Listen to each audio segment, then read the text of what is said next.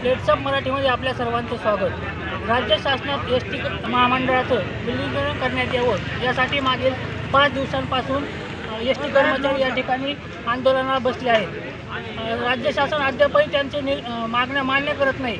आज 5 दिवस झाले कर्मचारी या ठिकाणी बसले आहेत। तर आज त्यांच्या काय प्रतिक्रिया आहे आपण जाणून घेणार आहोत।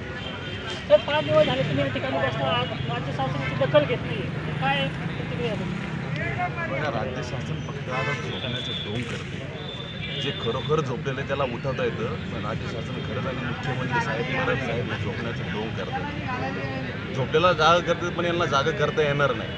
यांना जागा करण्यासाठी आमच्या 35 लोकांनी प्राणाची आहुती दिली, तरी पण आतापर्यंत सुद्धा ढोंगच करतात।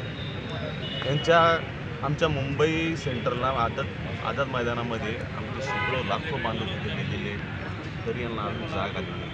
त्यांनी जी नाकर्ती संघटना आहे, या संघटनाच्या पदाधिकाऱ्यांसोबत स्वतःची बैठक लावली आणि या संपामध्ये फक्त कर्मचारी आहेत, कुठलीही संघटना नाही, कुठलं कोणी नाही, कुठला पक्षही नाही। तरी हे त्या संघटनासोबत मिटिंग लावून आम्हाला आमची फसवेगिरी करतात, आम्हाला चॉकलेट देतात आणि आमचा संप घडवून आणण्याचा प्रयत्न करतात। यांनी किती जरी केलं, आमची कामगार एकता आहे, आमचे कामगार बांधव सगळे एकत्र आहेत। जोपर्यंत आमचं शासनात विलीनीकरण होत नाही तोपर्यंत आम्ही आमच्या संपावर ठाम आहोत। तरी शासनाने आम्हाला जेलमध्ये टाका, शेवटी आम्हाला फासावर लटका, पण आम्ही आमची मागणी मान्य झाल्याशिवाय होणार नाही।